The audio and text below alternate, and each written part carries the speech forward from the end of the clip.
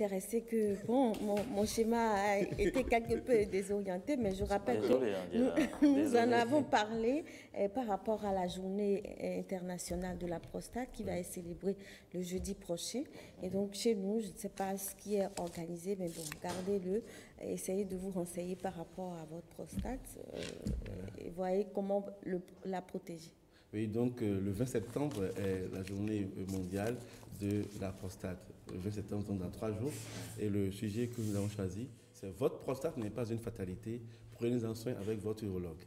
Et dans ce cadre, la Société béninoise d'urologie a entrepris de faire des communications sur la prostate, de passer à la radio, à la télé et de faire une conférence là-dessus.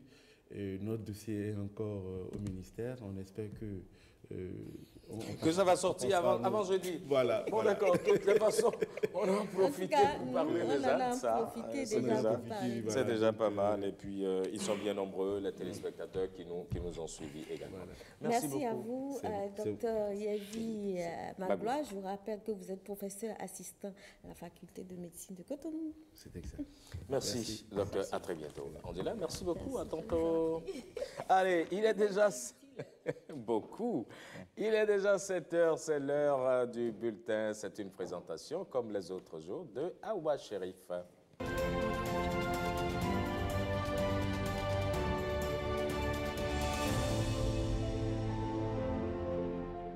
Il est déjà 7 heures à Cotonou. C'est bien l'heure du bulletin d'information. Une présentation de Awa Sherif. Bonjour, Awa. Bonjour Ricardo, bonjour au nouveau Serge. Bonjour Awa. Amis téléspectateurs, bonjour, je vous retrouve ce matin avec plaisir pour ce bulletin d'information. Hier, lundi 17 septembre 2018, c'était la rentrée scolaire sur toute l'étendue du territoire national. Mesures incitatives, objectifs pédagogiques fixés, dialogue social entrepris, le gouvernement a multiplié les initiatives pour une rentrée effective et une année apaisée. Mais en ce premier jour de classe, les élèves et enseignants étaient-ils effectivement en situation de cours aux heures de travail? C'est un constat réalisé par Nestor Korovi et François Zissou dans ce reportage.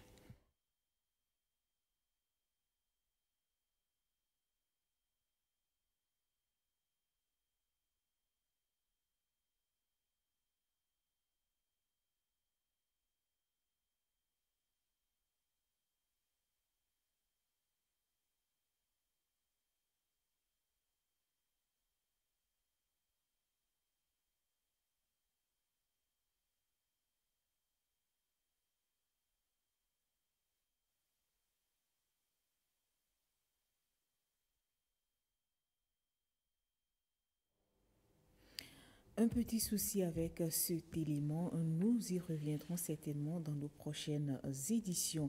On parle toujours rentrée scolaire 2018-2019 qui était effective hier. Enseignants, parents et élèves ont repris les chemins de classe. Le ministre des Enseignements maternels et primaires et le préfet du département du Littoral ont fait le constat ce lundi 17 septembre 2018. Suivons ensemble.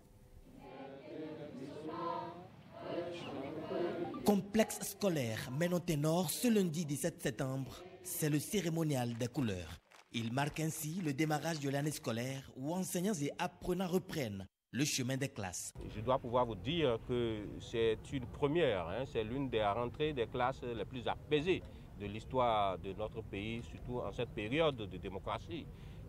Voyez-vous, il n'y a pas eu de contestation 2 semaines ou 3 semaines, une semaine avant la rentrée des classes. Unanimement, tout le monde a opté pour une rentrée des classes apaisée. C'est ce que nous constatons aujourd'hui. Les parents d'élèves n'ont pas été mis dans la psychose de la rentrée. Aura-t-elle lieu ou pas? Donc tout le monde est parti pour une rentrée scolaire et elle est déjà apaisée, elle est effective. La visite du ministre des Enseignements maternels et primaires et sa délégation rassure les enseignants déterminés à regarder dans la même direction que l'autorité. Nous vous affirmons notre détermination et notre engagement, Monsieur le ministre, à vous soutenir dans vos actions afin de parvenir à l'atteinte des objectifs que vous vous êtes fixés pour le bon déroulement de cette année scolaire. Saliman Karimou, Modeste Teboula, la mairie de Cotonou et leurs délégations respectives ont été également dans plusieurs autres écoles, tant publiques que privées, du littoral et de l'Atlantique. Bien que rassurés, les enseignants n'ont pas manqué de soulever quelques difficultés inhérentes à leurs activités. Dans les subventions, on peut faire beaucoup de choses. L'État a mis également à la disposition des collectivités territoriales des ressources, soit pour les réhabilitations, soit pour des réparations, soit également pour des constructions. Ça, c'est des problèmes qu'on peut résoudre à la base. La question de la gestion des écoles primaires relève d'une stratégie globale que la mairie doit mettre en place pour pouvoir vraiment suivre, n'est-ce pas, cette question de près, pour pouvoir mieux gérer les attributions que la loi lui a conférées. Nous allons jouer notre partition. Nous avons pris bonne note de tout ce que le ministre a dit, de tout ce que le préfet a dit. Mais je vais seulement vous rappeler que nous avons effectivement un budget, mais le budget a été élaboré de façon participative. Nous avons des conseils de quartier, nous avons des conseils d'arrondissement, avant que les besoins ne soient transmis au niveau du conseil municipal. Donc je vous rassure que nous ferons tout ce qui est à notre pouvoir pour accompagner les écoles par rapport à nos prérogatives. Certains enseignants et élèves ont effectivement démarré le travail, tandis que d'autres piétinent encore. Et c'est parti pour la dynamique éducative nationale, où chacun doit jouer sa partition afin de garantir des résultats meilleurs à ceux obtenus l'année dernière. Et dans le chapitre politique de ce bulletin d'information, le député Jean-Eudes Okoundé, adopté par les populations de la 8e circonscription électorale. Il est allé galvaniser sa base en vue des prochaines échéances électorales. Plusieurs activités ont été menées dans ce sens. Reportage. Il apparaît comme une boussole pour les populations de la 9e circonscription électorale et surtout pour sa jeunesse. Jean-Eudes Okoundé est porté en triomphe lors du congrès constitutif du mouvement Force Dynamique des Collines. Il est l'heure pour nous de faire un choix judicieux pour notre commune. Après maintes réflexions, nous ne voyons qu'un homme de bonne volonté dans la 9e circonscription électorale qui pourrait représenter valablement une fois encore notre commune de Dassa. Je veux nommer l'honorable Jean-Eudes Okoundé. Derrière lui, avec le mouvement Force Dynamique des Collines, nous sommes conscients que les choses vont davantage bouger en vue de mettre efficacement notre commune de Dassa sur la voie du développement durable. Dassa sur les rails du développement, impulsé par le leader Jean-Eudes Okoundé, qui partage la vision du président Patrice Talon. Vous êtes bien dans votre logique. La logique de participer au développement de notre pays. Et si vous voulez participer au développement de notre pays, vous devez travailler avec celui qui a cette vision. Cette vision, c'est le président Talon. Et si vous voyez que je me suis mis très tôt derrière le président Talon, c'est parce que nous avons vu en lui un homme de développement. Vous avez vu qu'il y a beaucoup de réformes qui sont engagées. Des réformes qui vont nous permettre d'aller de l'avant. Gouka, commune de Banté, mobilisée autour du député Jean-Eudes Okoundé, rassure le président Patrice Talon. Cette séance qui nous unit aujourd'hui, c'est pour témoigner à son Excellence, Monsieur le Président de la République, tout le soutien de la population de la commune de Banté.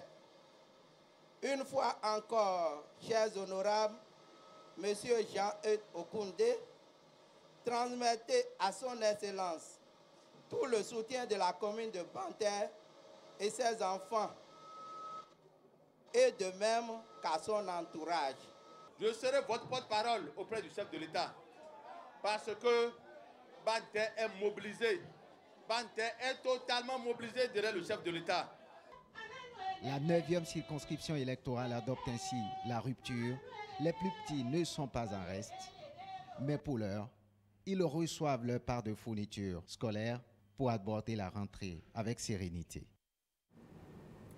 Le mouvement pour un développement équitable et durable fait son entrée dans l'arène politique béninoise. C'est à l'occasion d'un congrès constitutif que le MODEB s'est dévoilé aux populations ce samedi 15 septembre 2018 à Zobo, c'est à Cotonou. Jérôme Moubo pour plus de précisions. Sont une vingtaine de membres engagés à éclairer les populations du 9e arrondissement de Cotonou et celle de tout le Bénin en général sur les actions du gouvernement de la rupture. Ces actions insufflées par son Excellence, M.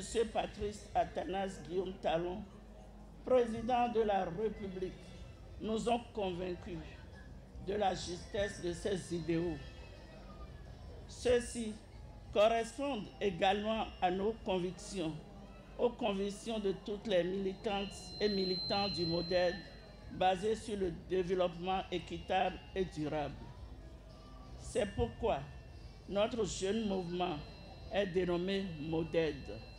Le mouvement pour le développement équitable et durable est ainsi porté au firmament par des forces vives soucieuses de l'avenir de ce pays dans le concert des nations. Des mouvements politiques et personnalités invitées ont rassuré le MODED de leur soutien. Ensemble, MODED et MOEL vont accompagner le PAG pour le développement de notre pays. Notre pays, le Bénin, a besoin aujourd'hui de tout le monde. Même le paysan du dernier village a son mot à dire. Il a son rôle à jouer pour écrire la nouvelle histoire. L'histoire d'un Bénin uni, engagé et prospère. C'est pour cela que je voudrais déjà me réjouir de nous voir tous dans les prochains mois, ensemble dans un grand creuset dont je ne veux pas encore annoncer le nom, qui portera les idéaux de notre président, le président Patrice Talon.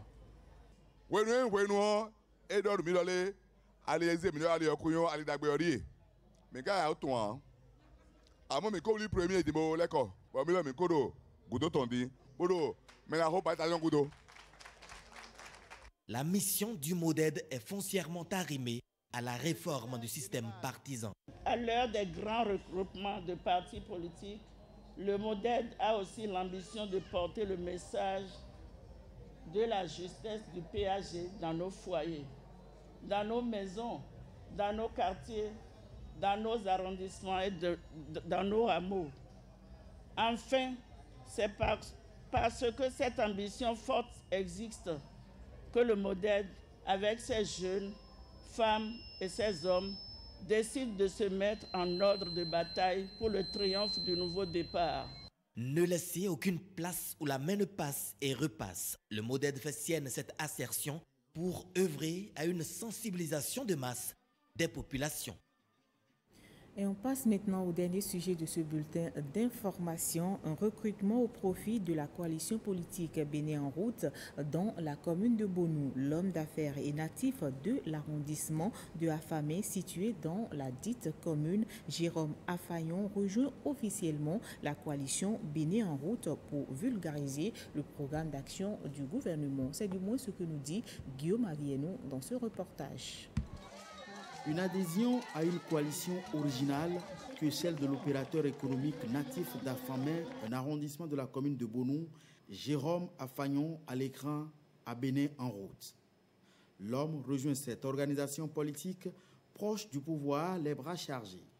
Des mégaphones et des kits sanitaires, mais aussi du matériel de construction pour contribuer au bien-être des populations de la commune, surtout à la réalisation du programme d'action du gouvernement du président Talon. D'aucuns diront, et nous leur concédons, que nos différentes actions d'aide publique ne relèvent pas de la philanthropie, mais sont à visée politique. Qu'est-ce que la politique? C'est l'art de gérer la cité.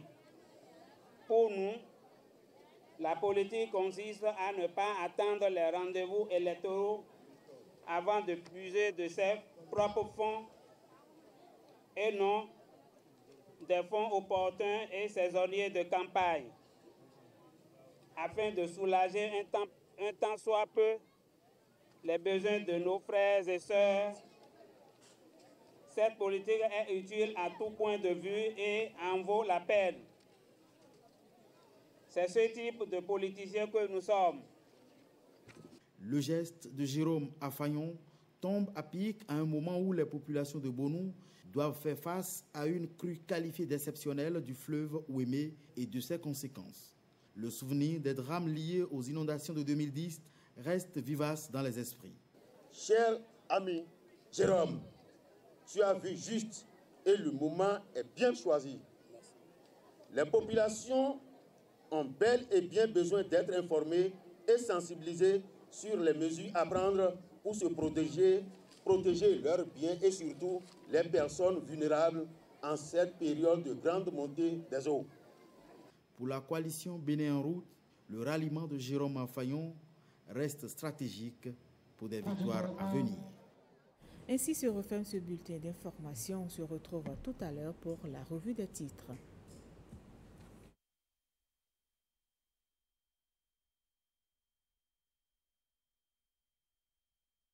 Et voilà, on va donc enchaîner avec la revue des titres, certainement Ricardo. Absolument, merci bien à vous, Awa Chérif, pour cette belle présentation donc, du bulletin d'information. Nous allons, comme vous le dites si bien, enchaîner, pourquoi pas, avec la revue des titres. Et nous allons démarrer, si tout va bien, par le quotidien du service public, le journal La Nation. Ricardo, on démarre avec La Nation.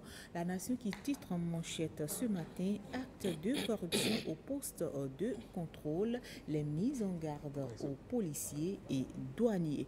Un autre titre à retrouver est justement parlant de la rentrée 2018-2019, reprise en toute sérénité des cours. Voilà ce que nous dit ce journal ce matin à propos de la rentrée.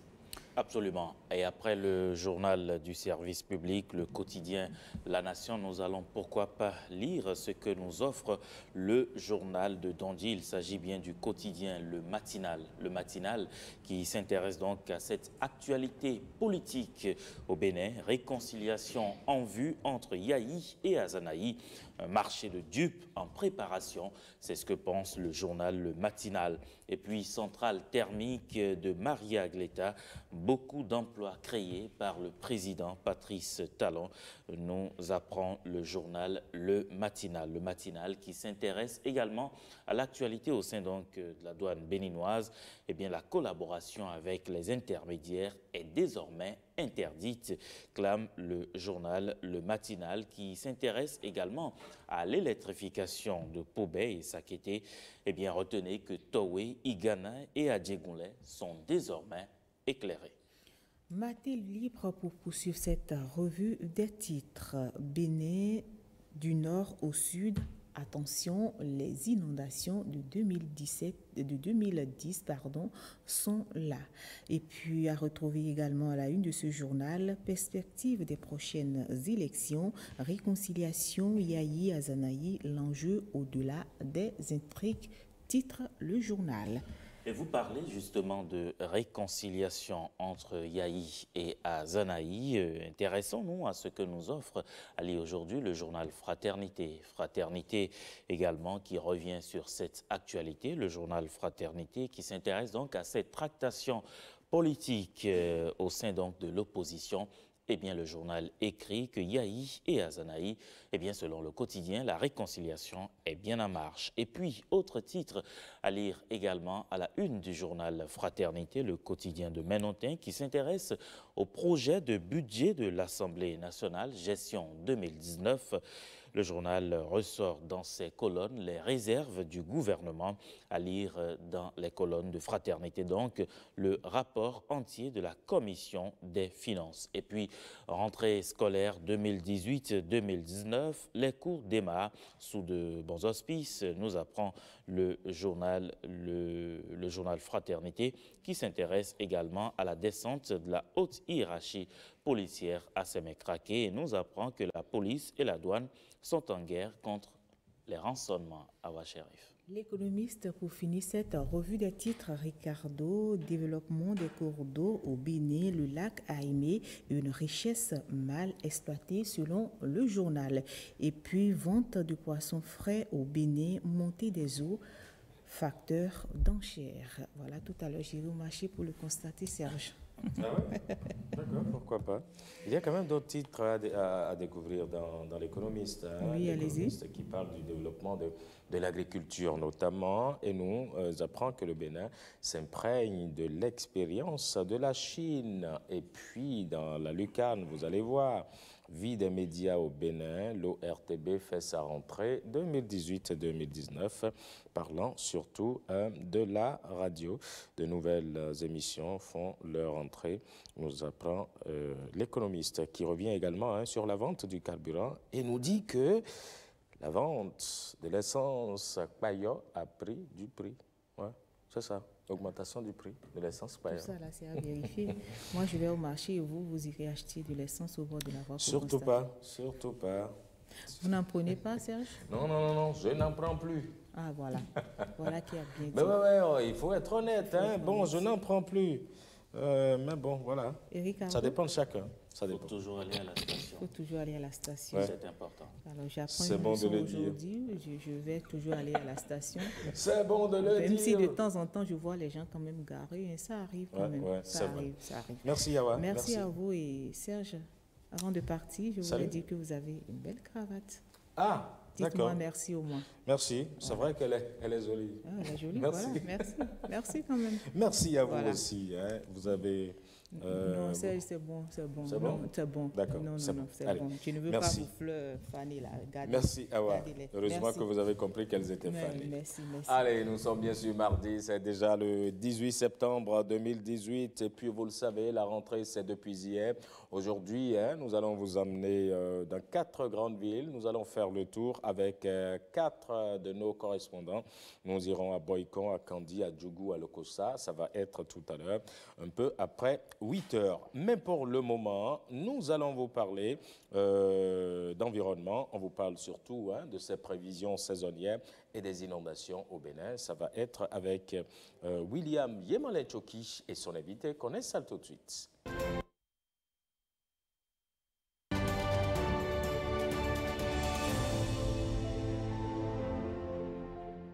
Alors, quelles sont les dispositions qu'il importe de prendre justement pendant la saison pluvieuse pour éviter notamment les inondations? William Apollinaire Choki nous en parle. Bonjour, William. Bonjour, Ricardo Lekoupekou. Bonjour, Serge Seranderiaka. Bonjour, Yemale. Quand elles s'annoncent, dans la plupart du temps, elles suscitent la joie, mais dans certaines régions du pays, notamment à Cotonou, c'est la panique. On redoute de voir certains artères et domiciles bondés d'eau. Nous sommes actuellement dans la petite saison des pluies et déjà les désagréments sont là. Comment expliquer cette disparité dans la répartition des pluies, j'allais dire, ces jours-ci? Que faire pour réduire l'inondation à Cotonou et dans d'autres localités du pays? Certaines personnes annoncent qu'on pourra assister à la situation de 2010. Est-ce vrai ou faux? Arsène Akoyingbe est là, il est géographe. Il est hydro-climatologue. Avec lui, on aura certainement des réponses par rapport à ces nombreuses questions. Bonjour, docteur. Bonjour. Et merci d'accepter notre invitation. Alors, je l'ai dit tout à l'heure, on est dans la petite saison des pluies. On a vu que la pluie, elle ne tombe pas comme ça se doit. Peut-être que la quantité d'eau qui va tomber sur une semaine tombe en 2 jours, mais une journée. Comment expliquer cette disparité dans la répartition des pluies pour cette petite saison des pluies? Merci beaucoup. Le phénomène de la répartition spatio-temporelle des précipitations, que ce soit au sud, au centre ou au nord Bénin, c'est un fait, c'est même plus une nouveauté pour le monde des scientifiques. Il faut reconnaître que ces dernières décennies, nous assistons plus à la question du changement climatique ou de la variabilité climatique. Ces changements ou variabilités ont des impacts non seulement sur la distribution des pluies à l'échelle régionale, locale ou internationale. Quand vous prenez par exemple Cotonou, nous sommes déjà au niveau, comme vous l'avez dit tout à l'heure, nous avons 4 saisons au sud du Bénin. Quand vous prenez par exemple la zone du centre, nous avons 2 saisons, une grande saison des pluies et une petite saison des pluies. Vous prenez par exemple la période qui va pratiquement de avril jusqu'à fin octobre, novembre, c'est la grande saison des pluies au nord. Donc il pleut beaucoup, avec le mois de septembre comme étant le mois le plus pluvieux au nord. Mais quand vous prenez les autres mois, c'est les mois secs au niveau de la partie nord et de la partie centre. Mais quand vous venez au sud, on a 4 saisons. Là, nous sommes dans la période de la petite saison. Il faut reconnaître que le phénomène de répartition, c'est ça ce que j'explique un peu là. Au sud, nous avons 4 saisons. Nous avons une grande saison des pluies, nous avons une petite saison des pluies, nous avons Même chose pour la période sèche. Est-ce qu'aujourd'hui, on pourrait parler de variabilité ou bien de changement climatique? À l'étape actuelle, moi, j'opterais plutôt qu'on parle de variabilité climatique. La variabilité climatique, parce que la notion de variabilité, c'est juste une modification des précipitations, modification du cycle naturel, et qui ne fait pas intervenir les actions anthropiques. Oui. Quand on prend en compte l'action de l'homme en plus des modifications naturelles du climat, là, on peut aller à la notion de changement climatique. Mais déjà, je dis, oui, allez-y, docteur Arsena Koyembe. À l'étape actuelle, nous opterons plus pour la notion de variabilité, parce qu'il y a aussi la notion d'échelle temporelle qui entre en ligne de mire. Oui. La notion d'échelle temporelle, parce qu'on ne saurait parler de changement climatique ou de variabilité climatique sans prendre en compte une norme. Des normes existent qui sont définies par l'Organisation météorologique mondiale. Quand vous prenez par exemple les études sur les cycles climatiques, pour faire une étude en climatologie par exemple, il y a une norme minimum de 30 ans que l'OMM a définie. Quand vous allez parler de changement climatique? Non, ça c'est au niveau de la variabilité. Au niveau de la variabilité? Bien sûr. 30 ans minimum. C'est l'OMM qui a défini cette norme. Okay. Maintenant, quand vous allez au-delà, vous travaillez par exemple sur 50 ans, 100 ans, on peut déjà dès ce moment parler de changement climatique. Mais déjà ici à Cotonou, on a vu ces quelques jours de pluie, il y a certaines voies qui sont déjà inondées, des maisons inondées. À quoi cela est dû? C'est vrai qu'on dit que les populations se sont installées dans des exutoires naturels d'eau. Est-ce qu'il y a d'autres problèmes qui expliquent cela? Est-ce qu'il n'y a pas quelque part la quantité d'eau qui est tombée en peu de temps? Oui, merci beaucoup. Le problème de Cotonou, c'est déjà non seulement les actions des hommes. D'accord? Nous avons plus tendance, on peut reconnaître ça, le coût de vie, l'habitude, pas l'habitude, le fait de vouloir coûte que coûte s'installer à Cotonou. Ça amène certaines personnes à aller occuper des zones qui ne sont pas aptes à l'habitation humaine. Donc vous allez voir des gens aller occuper des exutoires d'eau, des exutoires qui devraient recueillir les eaux de la ville, par exemple. Donc on les occupe, on l'aménage et l'eau n'arrive plus à trouver son nid. C'est-à-dire, elle coule, elle ne va plus. Donc l'eau, elle est obligée de circuler. Quand par exemple vous occupez les exutoires, l'eau aura plus tendance à aller vers les espaces qui existent, les routes, les voies non aménagées, tout ça là, les maisons qui sont, vous allez constater qu'il y a des maisons par exemple qui sont assez basses, qui reçoivent plus d'eau. Quand il pleut plus, on aura plus d'eau. Le phénomène des pluies récurrentes ces dernières décennies a déjà été démontré par beaucoup de scientifiques, où ils ont dit on va assister ces dernières décennies à une récurrence des événements extrêmes, notamment les inondations, les sécheresses, les pluies plus fréquentes. C'est ce que nous constatons aujourd'hui, c'est réellement le constat auquel on assiste aujourd'hui. Quand vous prenez par exemple le cas de Cotonou, il y a l'action naturelle qui se produit, et à cette action-là, on va ajouter maintenant les actions des hommes.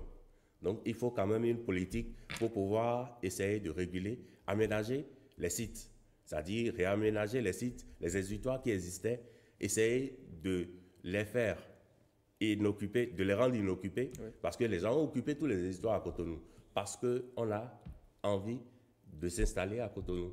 Mais donc, si vous permettez, on ira rapidement à la régie, si Arnaud Togbo nous le permet, bien sûr. On attend le micro à un autre hydroclimatologue, c'est le professeur Vicin, et puis au DST, le directeur des services techniques de la mairie de Cotonou. Ils nous ont dit un peu ce qu'ils pensent de l'occupation de Cotonou. Si tout va bien, on va les écouter. Vie sur Terre. Elles sont des écosystèmes riches en biodiversité, mais très fragiles compte tenu de leur typologie. Il s'agit des zones humides. Nous avons une zone humide riche où nous avons presque tout. Nous avons la faune aviaire, nous avons la faune hystéologique et nous avons la faune mammalienne. C'est-à-dire, vous avez les citatongas, les antilopes d'eau, vous avez les varans, vous avez le lamantin et autres. Des zones humides riches au Bénin, mais très menacées à cause de leur surexploitation. L'exemple qui crève l'œil est celui de nos cours d'eau. Aujourd'hui, nous avons plus de 50 000 pêcheurs sous nos plans d'eau, ce qui fait que le ratio au kilomètre carré dépasse 100, contre une norme de 10 à 15 au kilomètre carré. Ça montre qu'il y a une forte pression qui s'exerce sur nos zones humides. Il y a aussi l'autre problème de phénomène d'urbanisation qui se situe au niveau de ces écosystèmes-là et qui ont pour conséquence les pollutions de divers ordres. Ici, sur la berge du lac Nokwe, on déverse chaque... Ouais, c'est vrai qu'ici on parle des zones humides, on a vu un peu ce qui se passe au niveau du lac Nokwe où les populations bougent chaque jour ce plan d'eau naturel. Vraiment, c'est tout un problème. Mais j'aurais voulu, c'est pas si Arnaud, on va continuer. C'est bon maintenant? On peut aller maintenant? Ok, maintenant on peut écouter alors M. Vissin et puis le DST de Cotonou. Lorsque la mairie de Cotonou va poser les bornes dans l'eau, que voulez-vous qu'il y ait à Cotonou? Nous savons que ce sont des histoires naturelles de l'eau et on va l'occuper. L'autorité autorise l'occupation de ces endroits-là. Vous voulez qu'il y ait quoi? Quand l'eau ne trouve pas son issue, l'issue normale pour couler, elle vous crée des agréments. C'est la matière la plus paresseuse qui soit, l'eau. Lorsque vous l'empêchez de circuler, elle s'installe, elle vous embête. Elle change de couleur, elle commence à produire tout ce que vous n'aimez pas.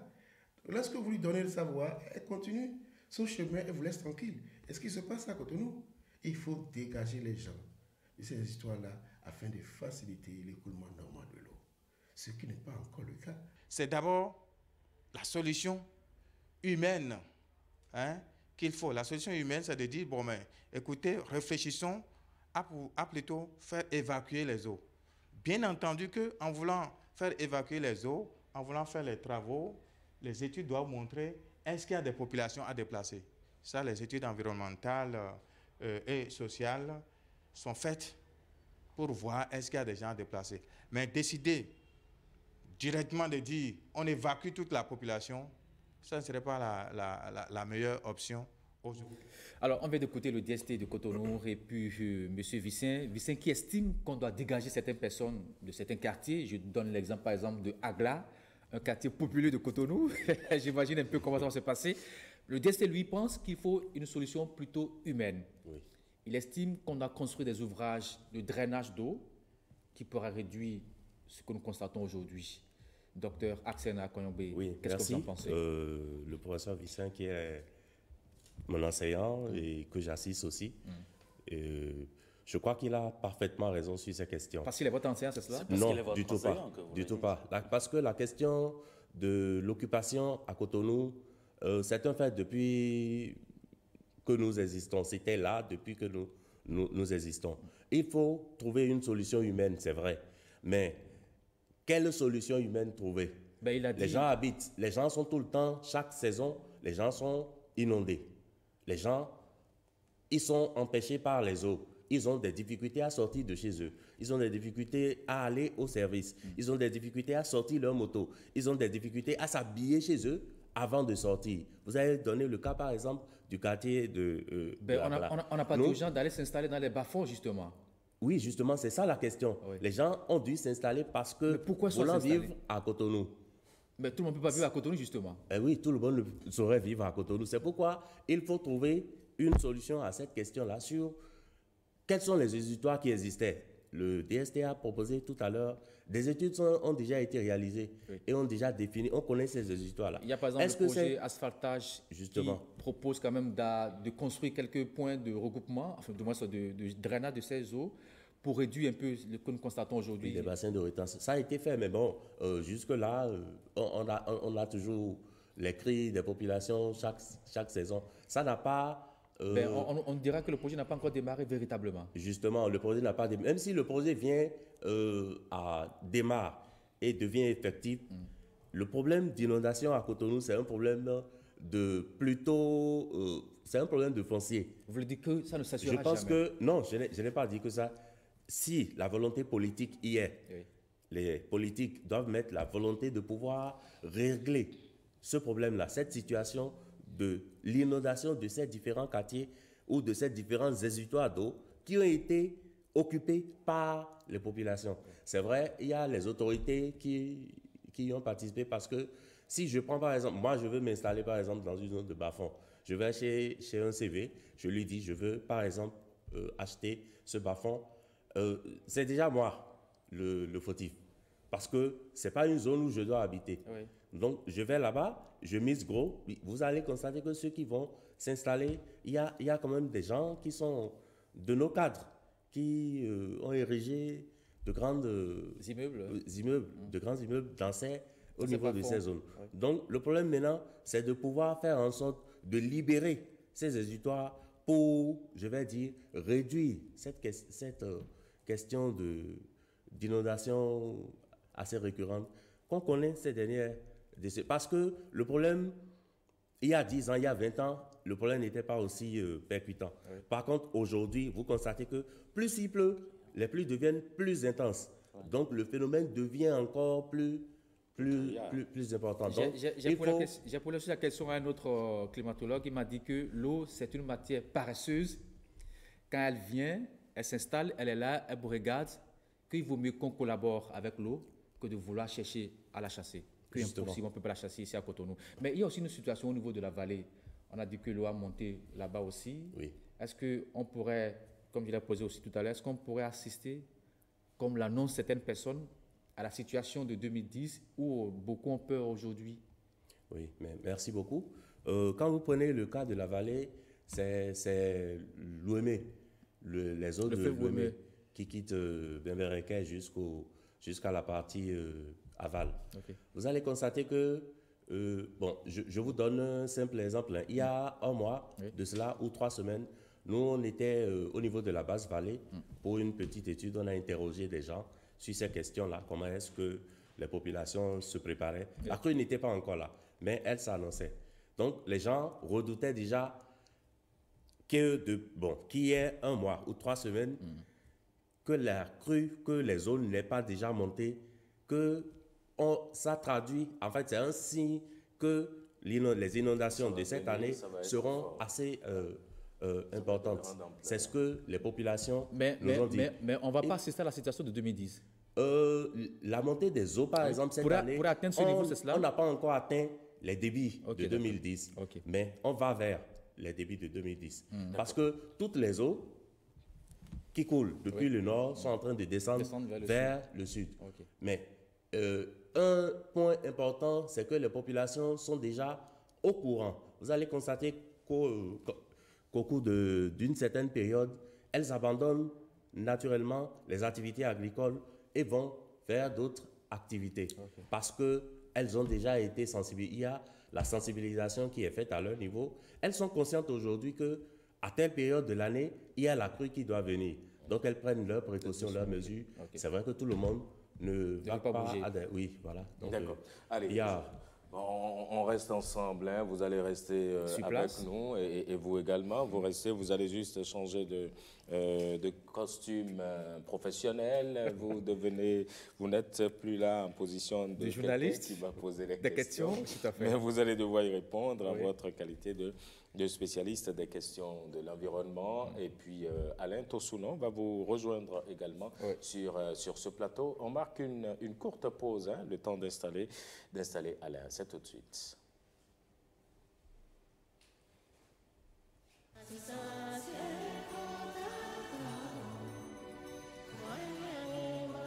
Sidonie, Marie et Thérèse ont toutes les 3 souffert d'une fistule obstétricale.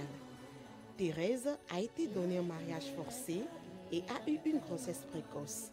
Sidonie a eu une grossesse précoce en milieu scolaire et Marie a porté sa maladie pendant plus de 23 ans.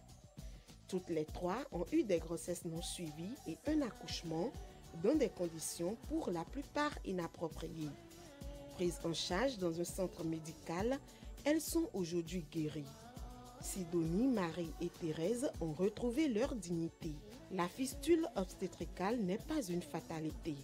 Elle se soigne et se guérit.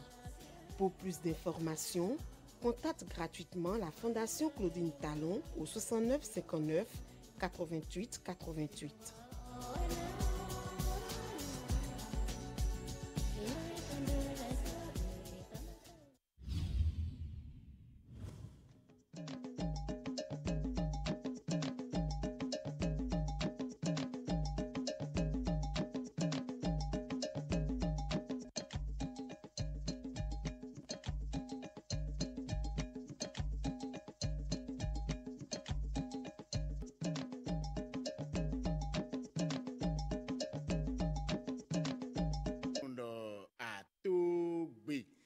c'est moyen minatron wa itengberopo e gba viru peno gonu beneto oton soro tenumi walo dagbe e mi do na zan bo beneto mi tra inu ko gandie jo amo mi ton e yesu fan bo doji gandi la ipon e fi lameno dagbe yo ndudu abinu sisof note temeteme e do o khadele gesido tobito me fie.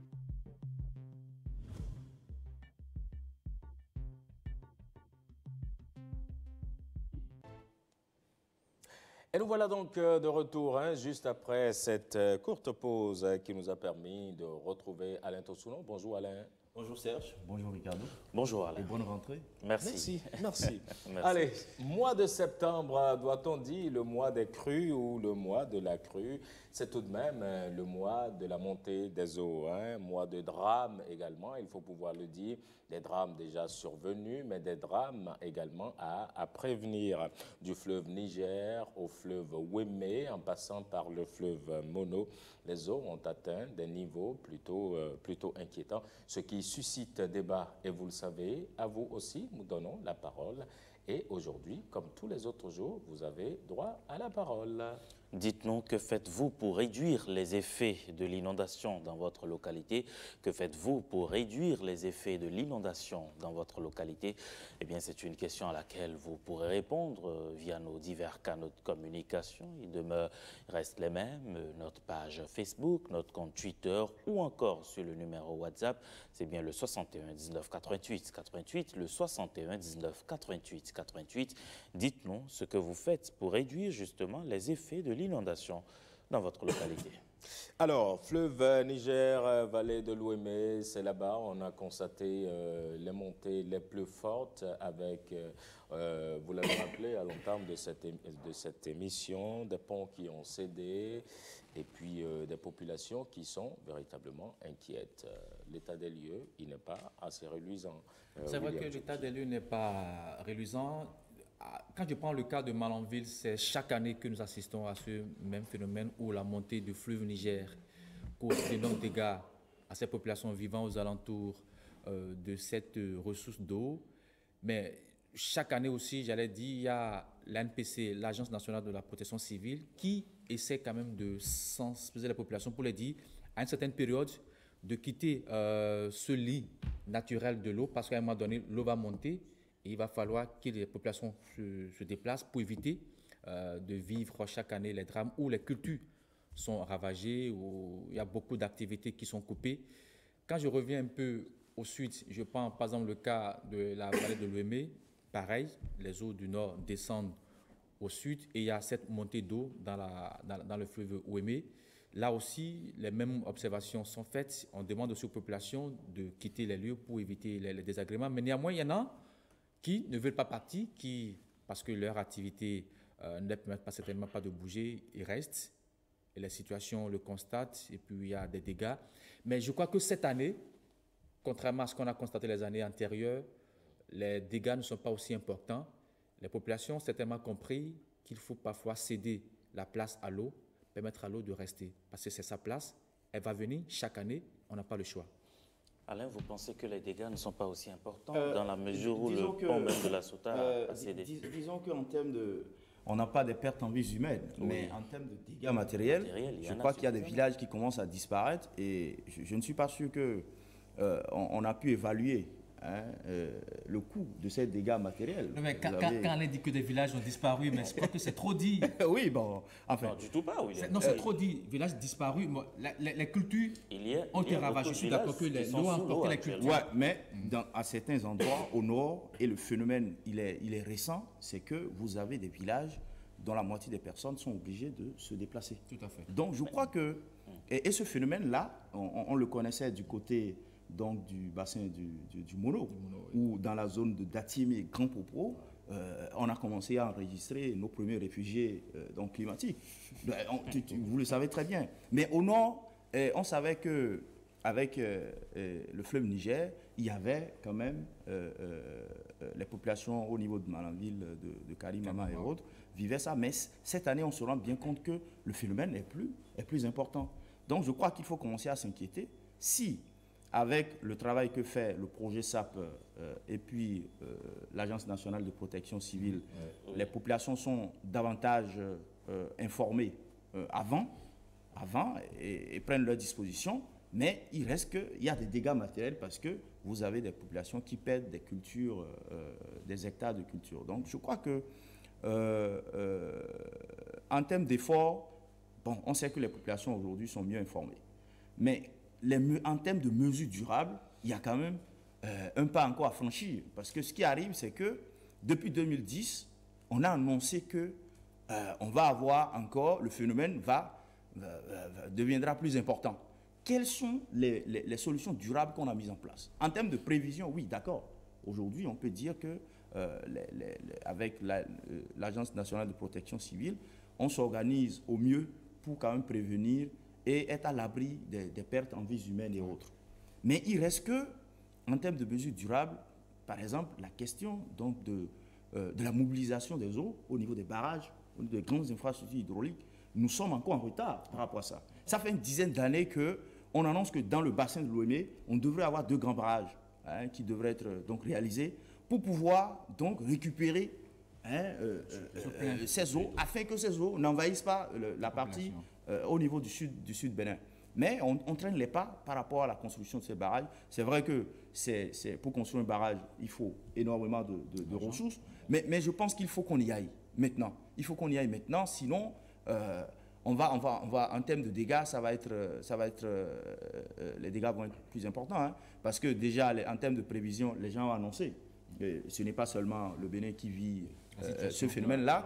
On nous annonce que 136 métropoles africaines, ou bien même dans le monde, vont vivre donc ces inondations. Et en termes de dégâts, c'est 1000 milliards de... Comment on appelle? Je dis 1000 milliards. Ça va être $1000 par an de pertes entre 2010 et 2050. Donc quand on est face à une situation comme ça, qu'on annonce, je pense que chaque pays devrait se mobiliser. Mais malheureusement, les pays africains traînent encore les pas. Il faut aller mobiliser les ressources pour, donc, je sais que le 15 octobre passé, le Parlement a autorisé la construction de 4 petits barrages au nord, notamment au niveau de Niki, de Kandi, de Péonko et de Kérou.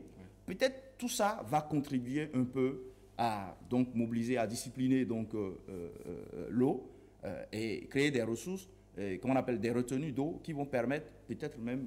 mais pour l'heure, Alain, si les dispositions adéquates ne sont pas prises à temps, il y a de fortes chances de retomber, je dirais, dans la situation de 2010. Oui, surtout que, pour terminer sur ce point, surtout qu'au niveau des communes du Nord qui sont aujourd'hui exposées avec donc... vous voyez, les villes ne sont pas préparées à ce phénomène-là en termes d'urbanisation. Donc, en termes d'évacuation des eaux, je ne suis pas sûr que ces villes sont préparées parce qu'elles n'avaient pas connu ça par le passé. Donc, en termes d'urbanisation, il faut faire un travail pour tracer des voies et pouvoir assurer que les eaux de ruissellement ne vont pas envahir les habitations. Et je crois qu'il faut travailler dans ce sens-là. Oui, merci. Ça, c'est plus au niveau des localités urbaines. Oui, quand vous prenez par exemple la Basse-Vallée, ils n'ont pas de couloir d'eau. Il y a le cours d'eau et les gens sont obligés d'aller s'installer proche du cours d'eau pour leurs activités. Ils n'ont pas le choix. Maintenant, la question, qu'on en arrive à la question de 2010, c'est bien possible. Mais on n'en est pas encore là aujourd'hui. On n'en est pas encore là parce que c'est bien possible. Mais je dirais... Pardon? Est-ce qu'il faut craindre en réalité Non, je ne crois pas qu'il faut craindre parce que quand vous regardez tout ce les dégâts qu'il y a eu au niveau de Adjoum, par exemple, Adjoum et Bonou, la dernière fois, on n'a pas eu de pertes en vies humaines. Il y a eu quelques écoles et quelques cultures. Et ça, c'est pour ceux qui ont choisi rester. On choisit rester toujours cultivés dans cette localité. Vous semblez circonscrire le drame, je dirais la chose, juste au constat qu'il n'y a pas eu de perte en vie humaine, mais les dégâts au niveau des infrastructures sont quand même assez énormes. Oui. Alain est revenu justement sur tout ce que nous avons bien pu observer, où des villages sont pratiquement sous l'eau. La situation, selon vous, elle n'est pas aussi dramatique que ça? La situation, elle est dramatique parce qu'aujourd'hui, par exemple, les enfants ne peuvent pas aller à l'école là-bas. La rentrée a commencé, mais il y a plein d'écoles, la majeure partie des écoles, des établissements, que ce soit les CEG, les établissements primaires, sont inondés. Les gens n'ont pas accès à ces écoles-là aujourd'hui. Il y a des centres de santé où les gens ne pourront plus y aller parce que ces centres de santé sont inondés. Voilà. Donc, c'est des situations préoccupantes. L'inondation va toujours exister si des mesures ne sont pas prises pour réguler. Alors, quelles sont ces mesures qu'il importe de prendre là maintenant? Oui, on a parlé tout à l'heure, par exemple, de l'installation des barrages. Normalement, c'est un projet qui existait depuis longtemps et qui devait être mis déjà sur pied. Quand on prend par exemple, je donne l'exemple du barrage de Dogo-Bis. Oui. Le barrage de Dogo-Bis, s'il était fait, il aurait quand même pu permettre d'amoindrir ou d'atténuer, je vais dire, les effets de ce qu'on a eu tout récemment. Mais c'est la politique. Je suis d'accord avec vous. La politique est passée par là. Ça fait que les choses traînent en réalité. Oui, il faut quand même que la politique sache que c'est des phénomènes qui touchent plus la vie des populations et qu'il faille quand même qu'on intervienne pour essayer de... On ne va pas y mettre fin, mais on va pouvoir atténuer. Oui. Est-ce que finalement, on n'est pas là surtout à gérer beaucoup plus les urgences que de rester dans une dynamique beaucoup plus durable? Ça, je suis un peu d'accord avec vous parce que j'ai comme impression qu'on attend d'abord que la situation se présente à nous avant qu'on agisse. C'est vrai qu'on a un système d'alerte précoce, mais ce système, est-ce que ce système est réactualisé chaque fois?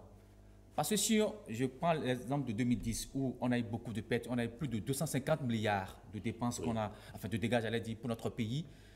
De cette année, de 2010 à nos jours, les gens ont pris des dispositions, mais souvent, on ne réactualise pas notre système d'alerte pour permettre aux gens de prendre des mesures avant que cette inondation ne vienne. Et là, c'est ça qui explique la situation qu'on a constatée au niveau de la vallée où on a des pertes des cultures. Certes, on n'a pas de pertes en vie humaine, mais les dégâts sont importants, je le reconnais. Ça, là, je suis d'accord, c'est important. Parce qu'on pouvait aussi l'éviter si des mesures étaient prises d'avance pour inciter les populations à vite quitter les lieux, on pourrait réduire les dégâts qu'on a par rapport aux cultures. Mais je reviens maintenant à votre réponse. J'ai aussi posé la question au professeur Vicin, il m'a dit que notre système d'observation est vétuste. Ça veut dire qu'on n'a pas tout le matériel qu'il faut nécessairement pour observer, pour prévoir, pour dire qu'à tel moment, on aura telle quantité d'eau qui tombera et il vaut mieux qu'on agisse un peu plus tôt pour éviter que l'eau nous monte. Alors, si tu as la responsabilité, qui devrait pouvoir veiller sur tout ça? Non, mais le problème dans tout ça, c'est qu'il faut vraiment, comment on dit, une réelle volonté politique. Ça, là, il le faut vraiment. Si nos décideurs doivent se dire voilà, que chaque fois que la situation survient, il y a des dégâts, des pertes de vivres et que c'est encore ce même État qui doit sortir de l'argent pour suivre nos besoins de ces populations, il doit même penser à vite réagir pour éviter ces pertes qu'on constate chaque année. Alors, Alain, les populations sont-elles têtues ou c'est plutôt les dirigeants qui sont, qui jouent un peu dans du laxisme? Non, je crois qu'il revient aux gouvernants d'élaborer une politique publique pour contrer les inondations et surtout voir les inondations comme une opportunité. Et je crois que si on se met dans cette logique-là, on va pouvoir trouver les solutions durables. Parce que depuis 2010, quand on a fini donc, de gérer les inondations de 2010, on devrait mettre en place cette politique publique qui permet donc par exemple, la question de la construction des barrages, la question de la dégradation donc, des sols, de la déforestation, tout ça, ça concourt à exacerber le phénomène. Mais il faut mettre tout ça dans un paquet avec des échéances et pouvoir se dire chaque année, voilà ce qu'on doit faire pour aller vers ces mesures, ces solutions durables. Mais je me rends compte que quand on a fini de gérer donc 2010, on a croisé les bras alors que les prévisions disaient que après 2010, 10 ans, une décennie après, on devrait retomber dans la situation de 2010. Et je crois si on n'est pas encore dans cette situation, on n'est pas loin. On n'est pas loin. Donc ça veut dire que les gens avaient raison de dire, attention, d'ici une décennie, à partir de 2010, on va vivre le même phénomène. Mais qu'est-ce qu'on a fait en termes d'anticipation, en termes de politique publique, pour que véritablement, parce que j'ai le sentiment qu'on a fait des efforts en termes de prévision, même si le matériel reste vétuste, il y a des efforts. Les scientifiques quand même qui sont faits, parce qu'on reçoit maintenant des messages d'alerte et tout ça, c'est nouveau par rapport à ce qu'on a connu en 2010. Mais quand on a fait ça, je pense qu'il faut aller maintenant vers des mesures durables. Parce que quand vous prenez ces villes, ces communes au nord, ce qu'on a constaté en termes de couvert végétal, mais en une décennie, ce qu'on a perdu en termes de superficie de couvert végétal, il y a des communes qui, visiblement, ne connaissaient pas ce phénomène-là. Mais aujourd'hui, elles sont très exposées. Il y a 3 ans, Banikora a commencé à être victime d'inondations. Mais ça, c'est un phénomène nouveau. Ça devrait nous alerter sur qu'est-ce qu'on fait maintenant. Et c'est bien nouveau partout, parce que je me rappelle, dans les congés qu'on vient de terminer, j'ai fait un tour voir mon papa à Boïcon, et il dit que c'est la première fois, depuis que nous, on est resté, depuis 82 tout de même, on n'a jamais vécu une situation comme celle-là. Il y a eu la montée de l'eau jusqu'au salon. Oui. Ça n'était jamais arrivé. Alors, donc, quand on est face à ça, je pense qu'il faut carrément élaborer une politique publique pour contrer les inondations et revoir même la question de l'urbanisation. Parce que l'urbanisation, elle est sauvage. C'est vrai qu'au niveau de Cotonou, le problème est plus complexe, parce qu'il faut trouver une solution à visage humain pour ne pas dégager les gens. Comme l'a souhaité le DST. Mais malgré ça, mais si c'est cela qui se si c'est cela, il faut le faire, parce que mais en même temps, il faut situer les responsabilités. Qui c'est qui vend les bas-fonds à Cotonou, si ce n'est toujours les mêmes. C'est les mêmes. Bon, même si vous semblez dire au départ que c'est l'acheteur qui est le lot. C'est partagé. Les sont partagés. Entre l'acheteur et le vendeur. Ouais. Mais je pense qu'il y a d'autres qui pensent qu'il faut carrément créer une autre ville pour désengorger un peu Cotonou. Je pense que tout ça, il faut s'asseoir et il faut élaborer la politique, prendre toutes les solutions et voir comment parce qu'on ne voit pas les solutions durables venir. On ne voit pas véritablement les solutions durables venir. On peut désengorger Cotonou en créant des pôles vers Alada, vers Ouida. Vers Calavi. Et puis même quand vous prenez Calavi, il y a de l'espace à Calavi. Oui, mais moi j'ai fait le tour avec le ministre de l'eau. Calavi a encore de l'espace. Calavi est menacé. Calavi est menacé parce que le problème de l'urbanisation, on n'a pas aussi anticipé. Les mêmes erreurs qu'on a commises à Cotonou. Je me rends compte qu'à Calavi, on a toujours les mêmes erreurs. Donc la population de Calavi va se réveiller un jour et va être inondée. Il y a certaines zones au niveau de la commune d'Abou Calavi qui sont déjà inondées. Mais comment on n'a pas pu anticiper sur ce phénomène-là alors qu'on avait les possibilités au niveau de... Il y a quand même une question qui me surprend souvent quand les gens le disent. On m'a dit qu'à Cotonou, normalement, que la ville de Cotonou ne peut abriter que 40 000 habitants. Mais aujourd'hui, en journée, on dépasse le million. Mais je me dis, mais qu'est-ce qu'on fait pour éviter cela? C'est pour rien que c'est érigé en département. C'est la seule ville. Non, et puis en termes de démographie, on annonce que d'ici 2050, les capitales africaines vont doubler. Leur population va doubler. Donc ça veut dire que nous allons faire face encore à une pression démographique très forte. Et qui parle de pression démographique, c'est que les dégâts vont encore être plus importants. Donc je crois que sur ces questions-là, il faut absolument agir. Oui, mais quelles sont les réponses que les spécialistes en hydroclimatologie que vous êtes, quelles sont les réponses que vous apportez? Et est-ce que les gens prêtent oreille attentive à toutes vos propositions? Les réponses existent à travers les recherches que nous faisons. La question, c'est l'adéquation entre la recherche et la politique. Ça n'existe pas encore au Bénin. C'est vrai que beaucoup d'études ont déjà révélé tout ce dont on parle ici. Vous avez parlé par exemple tout à l'heure du cas de Banikora. Banikora, c'est une zone cotonnière. L'ex-président ou l'ex-gouvernement qui est passé a impulsé cette politique de produire assez pour avoir beaucoup de rendement. Donc les gens ont dévasté tout ce qu'il y avait comme couvert végétal. Donc on ne peut qu'assister à la situation actuelle.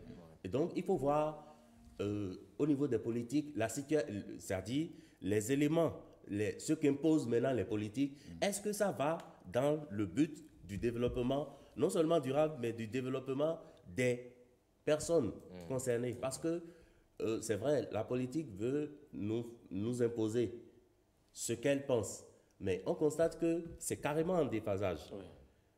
Ils n'ont pas les mêmes visions que nous. Et c'est ce qui se constate. Il faut arriver quand même à une conjugaison. C'est une harmonie du point de vue. Souvent, quand vous échangez avec les scientifiques à l'université d'Abomey-Calavi, les gens ont les solutions. Mais il n'y a pas ce pont entre les décideurs politiques Et c'est scientifique. C'est ce qui manque. Et juste là, on reprend, on émet dans le même... Enfin, c'est pas moi. Le commencement. C'est vrai, comme vous le dites si bien, il y a tellement de recherches qui ont été faites. Il faut dire aussi que nous avons plein de scientifiques qui sont dans le monde l'esprit politique.